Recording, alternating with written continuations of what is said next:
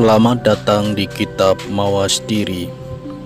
Sahabat semua, jangan pernah lupakan jati diri Anda, dari mana Anda berasal. Kali ini kita akan membahas kisah legenda Pulau Jawa di zaman Swita Dwipa. Selamat menyaksikan.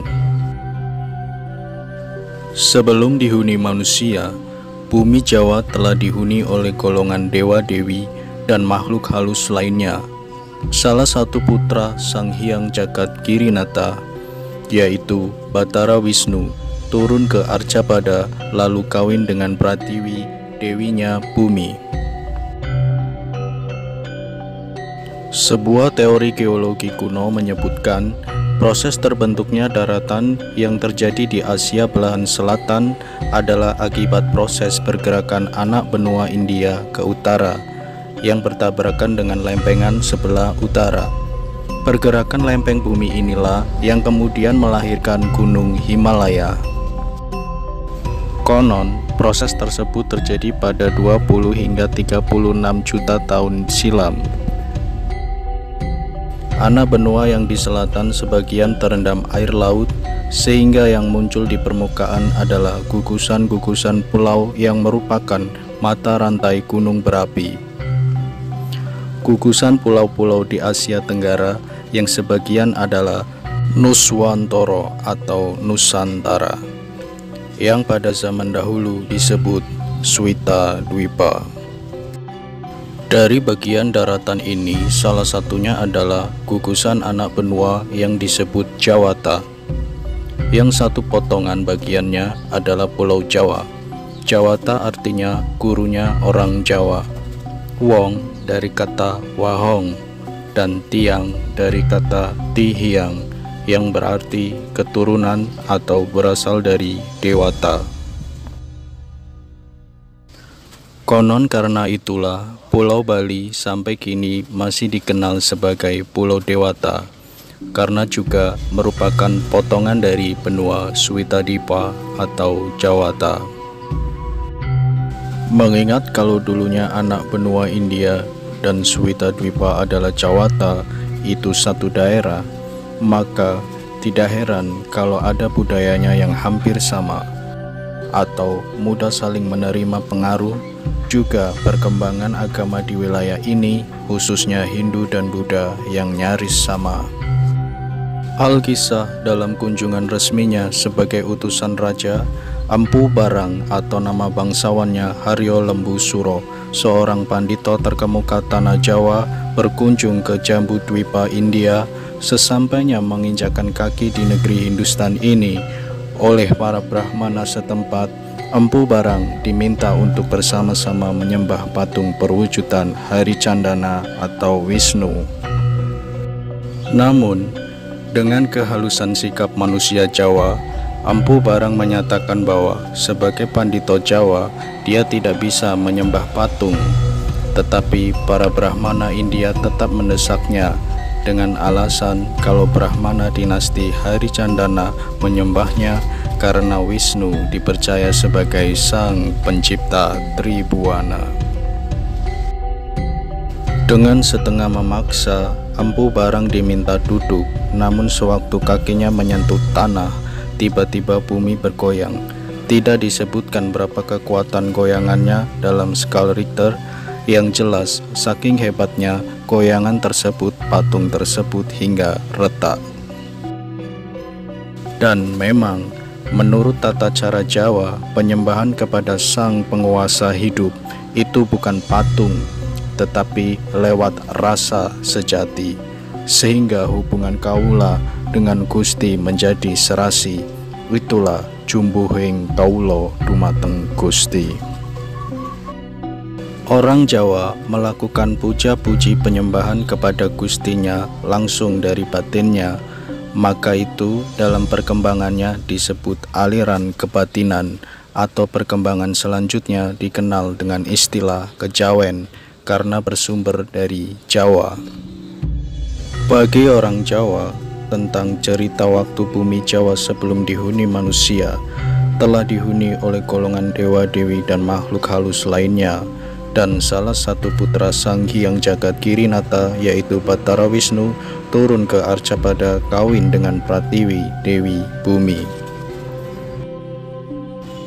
Dalam pemahaman kejawen, hal itu disikapi dengan terjemahan kalau Wisnu itu artinya urip atau hidup atau pemelihara kehidupan. Jadi jelasnya awal mula adanya kehidupan manusia di bumi atas izin Sang Penguasa Jagat. Dewa berlambang sukma, manusia berlambang raga. Begitulah hidup manusia, raganya bisa rusak namun sukmanya tetap hidup langgeng. Kemolekan bumi Jawa laksana perawan rupawan yang amat jelita, sehingga kerajaan Rum atau Ngerum yang dipimpin Prabu Galba lewat laporan pendeta Ngali Samsujen begitu terpesona karenanya, maka diutuslah dutanya yang pertama yang bernama Hadipati Alip. Hadipati Alip berangkat bersama 10.000 warga Ngerum menuju Nuswa Jawa. Mereka dalam waktu singkat terkena wabah penyakit, tak tersisa seorang pun. Lalu dikirimlah ekspedisi kedua di bawah pemimpinan Hadipati Ehe. Malangnya mereka juga mengalami nasib sama, tupes tapis tanpa tilas. Masih diutus rombongan berikutnya seperti Hadipati Cimawal, C, Dal, B, Wawu, dan Cimakir. Semuanya mengalami nasib sama, tumpes kelor. Melihat semua itu, Prabu Galba terkejut dan mengalami syok hebat. Akibatnya, sakit jantungnya kambuh, dia kemudian jatuh sakit dan dalam waktu tak lama mangkat. Pendeta Ngali Samsujen merasa bersalah karena nasihatnya menimbulkan malapetaka ini terjadi. Akhirnya, beliau mati dalam rasa bersalah. Tinggal Mahapati Ngerum, karena rasa setianya, dia ingin melanjutkan misi luhur yang dicita-citakan rajanya. Dia akhirnya ingat pada sahabatnya yang sakti bernama Jaka Sangkala alias Aji Saka yang tinggal di tanah Maldewa atau Swita Dwipa. Habisnya para migran dari Ngerum ke tanah Jawa itu, menurut Jaka Sangkala adalah karena hati mereka yang kurang bersih.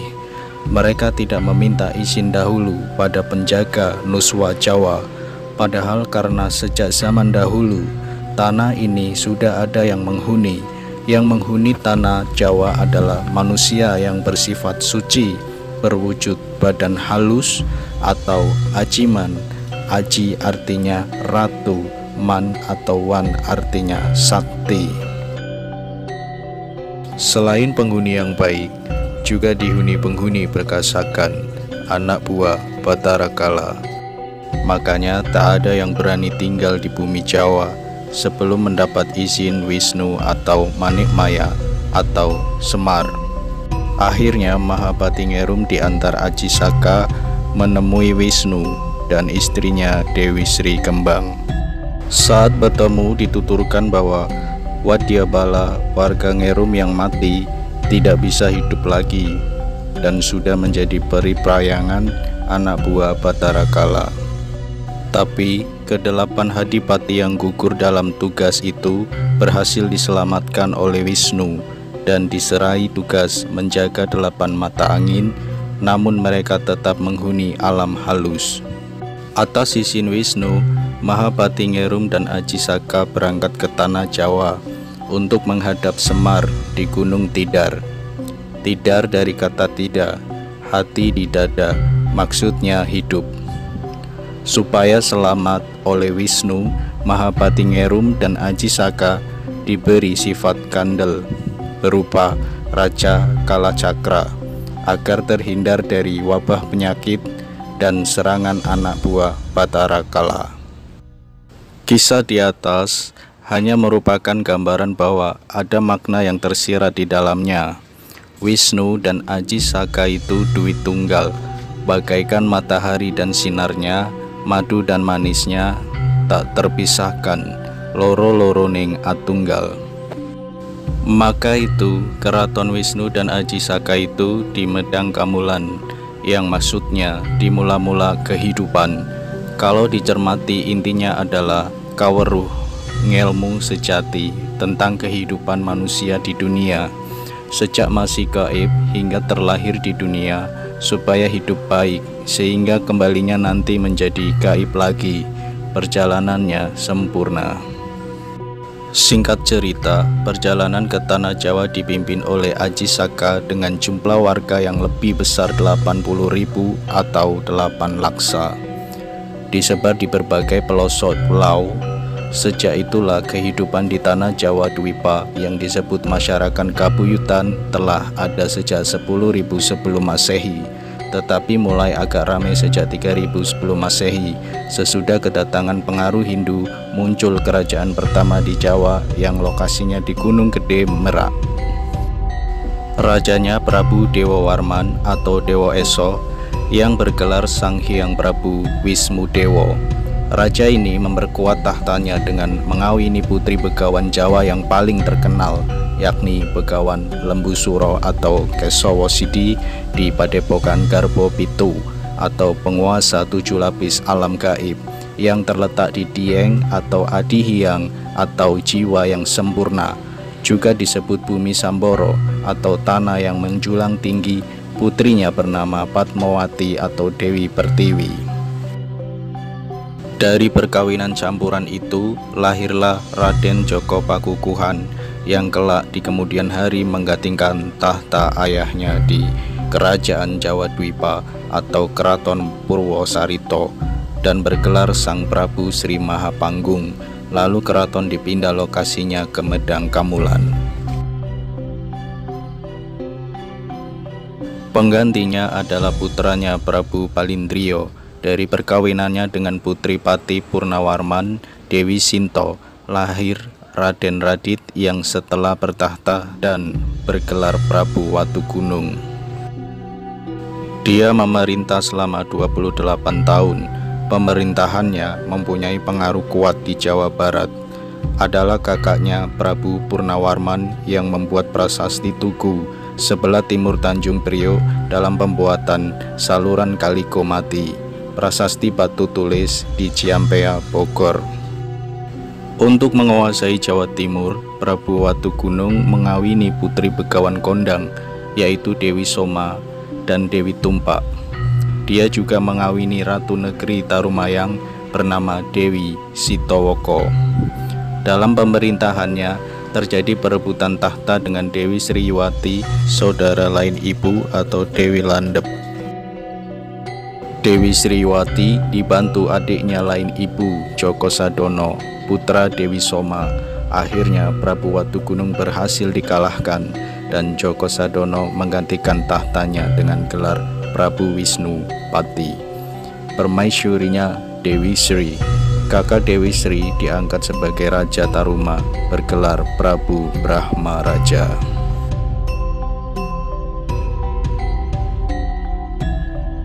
Demikianlah kisah legenda Pulau Jawa di zaman Switadipa, untuk dijadikan pedoman sejarah dan pembelajaran kehidupan di masa yang akan datang. Sahabat Kitab Mawas Diri semua, tetap dukung konten kami dengan cara subscribe, like, komen, dan nyalakan tombol lonceng di bawah ini supaya kalian tetap dapat notifikasi video terbaru dari kami. Thank you for watching and see you the next video. Dan tetap tunggu kisah-kisah sejarah berikutnya. Salam sejahtera.